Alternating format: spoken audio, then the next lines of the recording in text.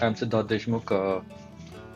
Just a friend of mine asked me to speak about sports industry post-COVID, and just to give you background, I've been part of the Indian sports industry and South Indian sports industry for quite some time with my association with uh, NBA in US or Riti Sports with MS Dhoni, Khel Now, Run Adams, Par and Genius Sports. So multiple sports companies on the from the commercial side to technology side to talent management to CSR. I have played multiple roles, and prior to that, I have spent a lot of time in working with the global corporates. So around last 17, 18 years, I have experience. I have seen experience the whole 2002 drop, 2008, 9 drop, and again what we see here. So I'm just going to talk, share proper more than talk. I'm just going to share my views about how the sports industry looks like post-COVID. Just to give a quick background, as we all know, the COVID case started surfacing in December, Jan in China, and till Jan, Feb, March, a lot of sports activity happening. In fact, the Women's World Cup, the final happened in Australia, and it went pretty well. And though it was a surprise, but yeah, it went pretty well. Australia, New Zealand, Australia, South Africa played a game in an empty stadium.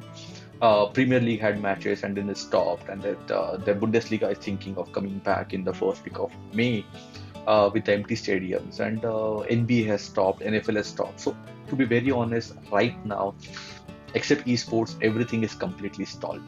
There's nothing happening in sports industry, and it's a big setback. People who are working in this sports industry is a setback for them. People who are looking at sports as entertainment is a setback for them. Athletes, players who are playing the game is a setback for them. So all in all, I call it it's a setback. When we say more than setback, if you look at from the different side, it's a pause. It's a logical pause, and I think this pause will may have different effects, but it also have an effect which is going to be kind of corrections, like huge broadcasting rights or sponsorship deals which were happening earlier might come back, come down and have a correction, like the way in real estate had correction or the way share market has correction. So multiple ways we are looking at. So I just wanted to talk. I just spoke about the problem that everybody knows. I'm not talking anything different. But now, what I want to share from my experience and what I see the life post COVID. First thing is it's going to take some time, in my opinion. It's going to take some time to start because a lot of other industries has to start, which are the must-have industries for India and for the world. Sports, entertainment. It's unfortunately it's not a must-have industry. It's a good-to-have industry. So when you're looking at good to have, it can wait. It is not something like airline has to start, the travel has to start, the hoteling has to start, and then the manufacturing has to start. So many other industries has to start, and I don't think sports. Anybody is running after sports to start because we are contributing very small amount, minuscule amount towards the whole GDP. It's 0.01% of the Indian GDP is contributed by sports. So it's not. It's a big impact. Yes, for the people who are involved in the industry, it's a big impact, but not for the industry as together. So we have looking at those areas which may delay for 3 to 4 months, 5 months. I feel the non-contact sports like table tennis, badminton, swimming, or like those can start, but people the even cricket may start, but if starts it's going to be phenomenal, but it has to be empty stadium because you can't expect 60,000 people sitting in the stadium and watching the game. So but without the contact, the proper contact, physical contact the cricket can have, but football, basketball, volleyball, kabaddi, a lot of other sports cannot go on in the current situation because they are contact sports, and what we have been told right now not to have contact. Um so a big problem in India is sports is not a lifestyle. It is going toward that, but probably we just see a setback of it may not happen immediately. So when sports is not a lifestyle, it's all or a culture for us. It is like it's a separate. So let's have the education system started. Let's have other things started, and sports can come up.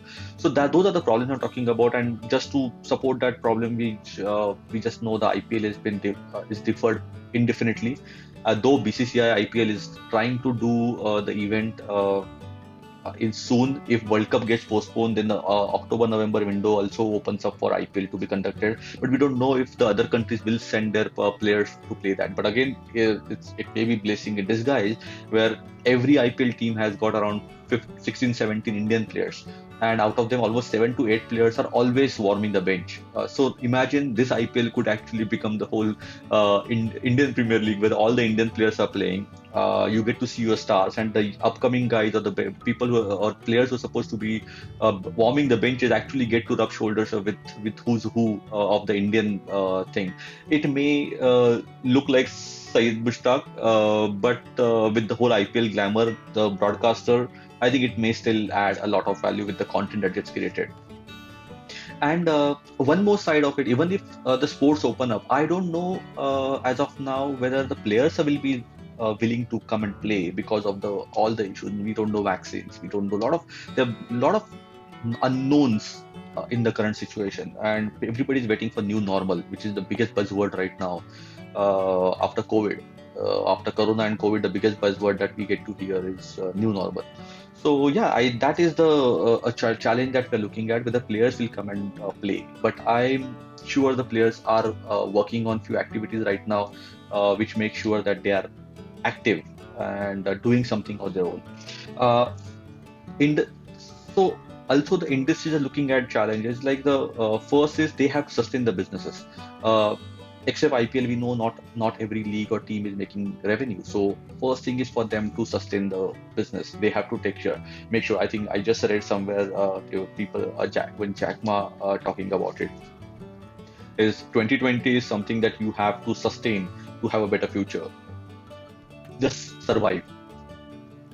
And yes, that could be the situation. And a lot of other players, their teams or franchises or federation would like to just sustain this year.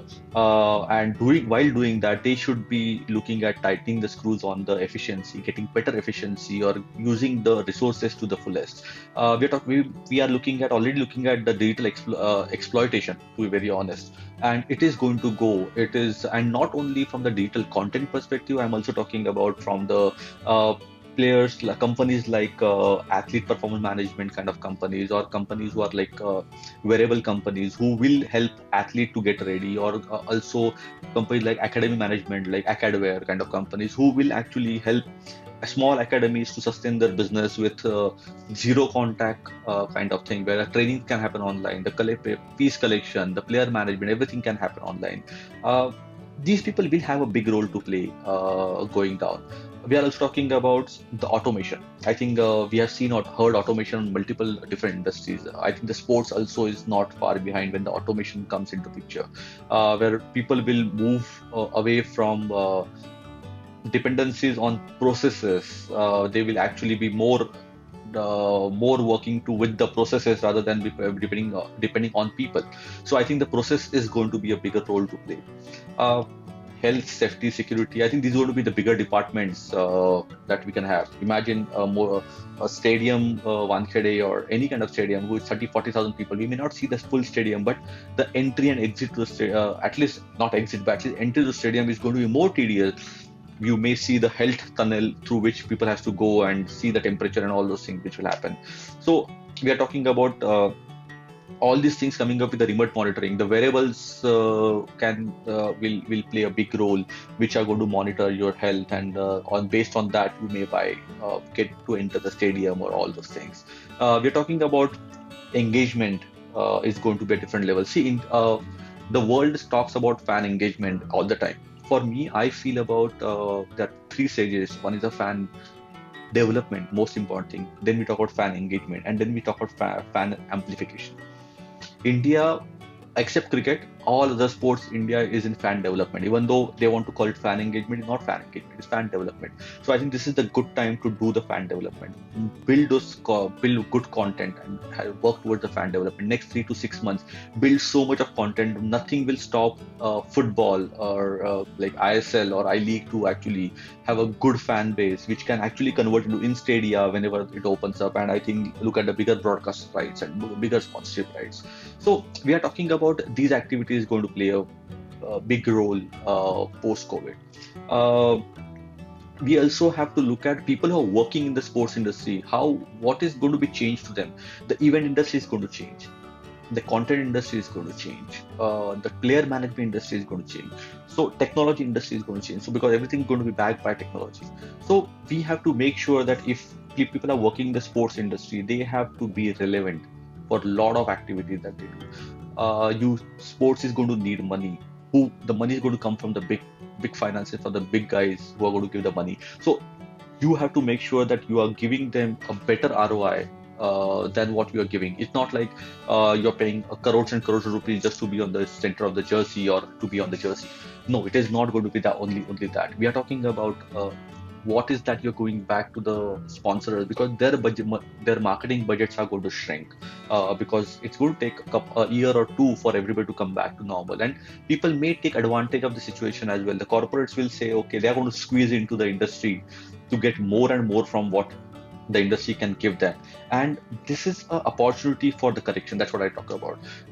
Fan engagement, fan development, fan engagement application is going to be the biggest industry. So understand how the AI is going to play a big role, how machine learning is going to play a big role, what kind of technology, what kind of ways of you engaging with the fan, with the content or variables and all the possible AR VR kind of thing that is going to be big. So are you people working in the industry, are they spending some time on developing themselves to be part of that industry with all this development?